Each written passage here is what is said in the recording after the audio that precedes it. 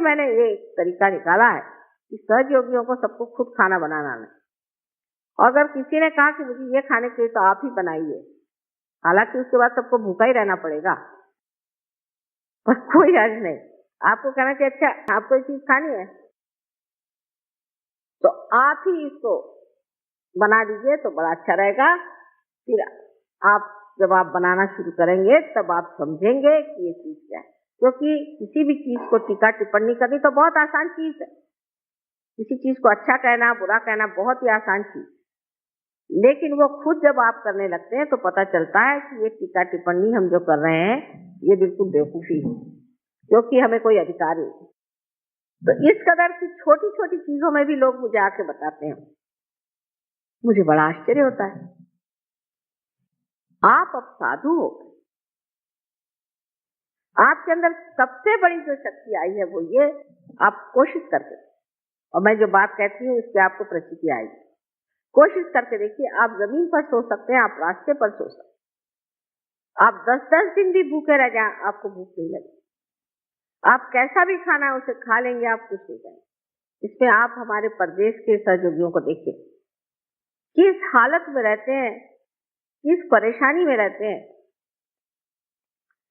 हमें कुछ वहां पर हिंदुस्तानी सहयोगियों ने बताया कि ब्रह्मपुरी में इंतजाम इस वक्त ठीक नहीं रहा, लोगों का दिमाग ही खराब हो गया था क्योंकि आप नहीं गए तो बहुत तकलीफ हुई उनको खाने पीने की और कुछ अच्छा नहीं लगा, ऐसा बताया।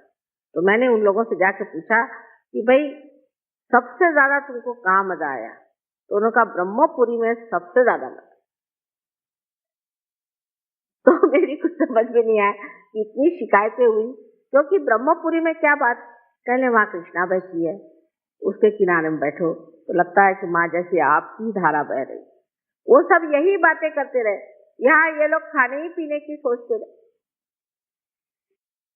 इसीलिए जब कभी कभी लोग कहते हैं कि हम लोगों का समर्पण कम है, उसकी वजह यह है कि हम लोग काफी उलझे हुए लोग, हमारे अंदर बहुत पुरानी परंपराएं हैं।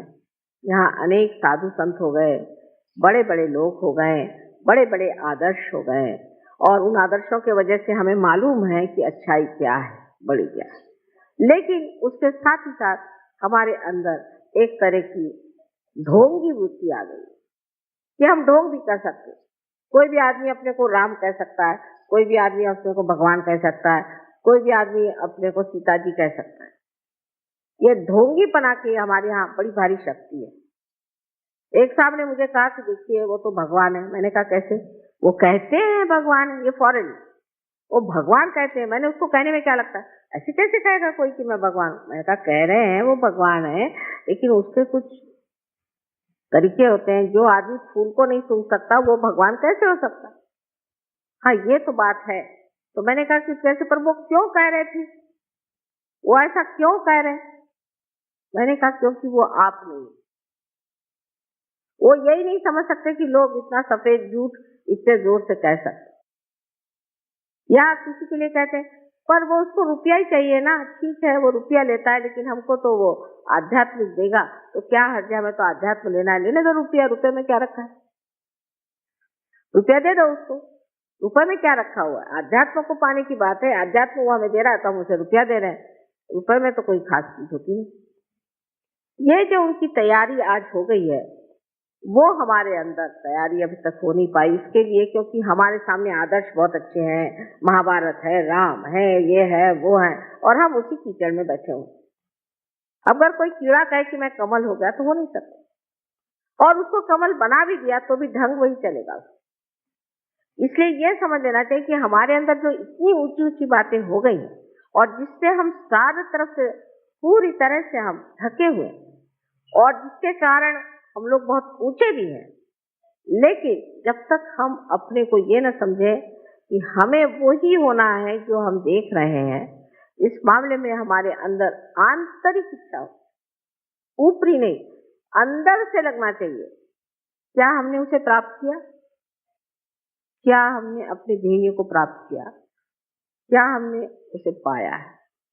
उससे हमें पाना है। इस मामले में ईमानदारी अपने साथ करें, और जब तक ईमानदारी नहीं होगी तब तक शक्ति आपके साथ ईमानदारी नहीं कर सकती।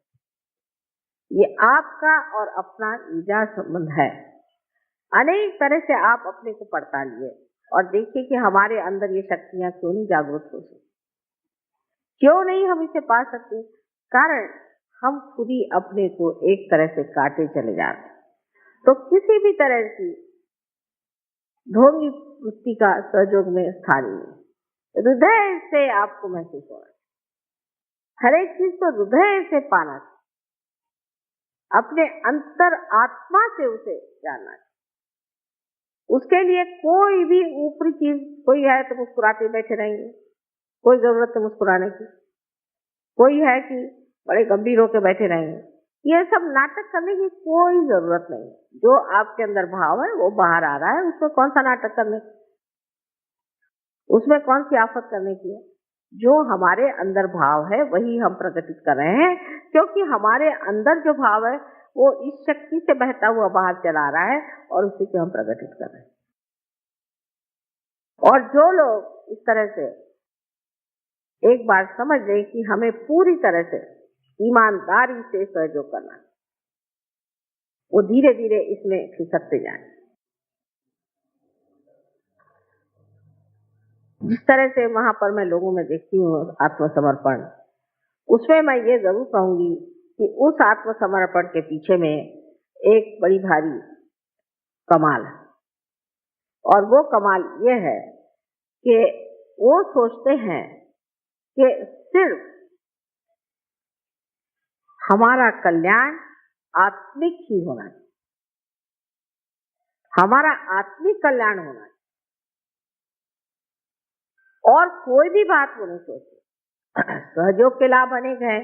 आप जानते हैं, इससे तंदुरुस्ती अच्छी हो जाएगी, आपको पैसे अच्छे मिल जाएंगे, आपकी नौकरी अच्छी हो जाएगी, आपका दिमाग ठीक हो जाएगा, आपके बच्चों का भला हो जाएगा, और दुनिया भर की चीजें जितनी भी आप जिसको आप संसारिक कहते हो जाएंगी, और उसमें भी आपका नाम हो जाएगा, शोहरत हो जाएगी।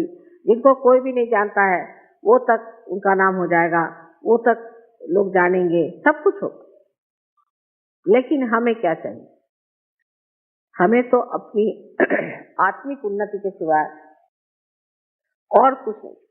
हम सिर्फ आत्मिक उन्नति पाते। जब वो आत्मिक उन्नति मनुष्य में हो जाती है तब मनुष्य सोचता ही नहीं है सब। उसके लिए सब कप पदार्थ है, सारी लक्ष्मी उसके पैर धोए उसके लिए वो कप पदार्थ है। कोई भी उसके लिए चीज ऐसी नहीं है कि जिसके लिए वो लालायित हो या परेशान हो। इस कदर वो समर्थ हो जाता है। अगर है तो है, नहीं है तो नहीं है, मिले तो मिले, नहीं है तो नहीं। ये जब अपने अंदर ये स्थिति आ जाए, मनुष्य स्थिति पे आ जाए, तब सोचना चाहिए कि सहयोगियों ने अपने जीवन में कुछ प्राप्त किया। जब तक ये स्थिति प्राप्त नहीं होती तो आपकी नाव डामाडोल चलती रहेगी और आप हमेशा ही कभी इधर तो कभी उधर घूमते रहेंगे। पहले अपने को स्थापित करने की जो महान शक्ति आपके अंदर है वो है श्रद्धा। उस श्रद्धा को हृदय से जानना चाहिए और उसकी मस्ती में रहना चाहिए, उसके मजे में आना चाहिए, उसके आनंद में आना चाहिए। तो जो ये श्रद्धा की आह्लाददायी शक्ति है, उस आह्लाद को लेकर रहना, उस एक्सटेसी में रहना चाहिए, उस सुख में रहना चाहिए। और जब तक मनुष्य उस आह्लाद में पूरी तरह से घुल नहीं जाएगा, उसके सारे जो कुछ भी प्रश्न हैं, प्रॉब्लम्स है, वो बने ही रहेंगे, बने ही रहेंगे। क्योंकि प्रॉब्लम्स वगैरह सब माया है, ये सब चक्कर है। जब किसी से पूछे भाई तुम्हें क्या प्रॉब्लम है, तो मुझे 100 रुपये मिलना चाहिए, तो मुझे 50 रुपये मिले। जब 100 रुपये मिले तो क्या प्रॉब्लम है, मुझे 200 रुपये मिलने चाहिए, तो मुझे 100 ही रुपये मिले। वो तो खत्म ही नहीं हो रहा। फिर दूसरा क्या प्रॉब्लम है कि मेरी बीवी ऐसी है, फिर तुम दूसरी बीवी कर लो, वो भी ऐसी है, तीसरी आई वो भी ऐसी। तो आपके प्रॉब्लम्स नहीं खत्म हो रहे क्योंकि आप स्वयं इनको नहीं खत्म कर रहे हैं।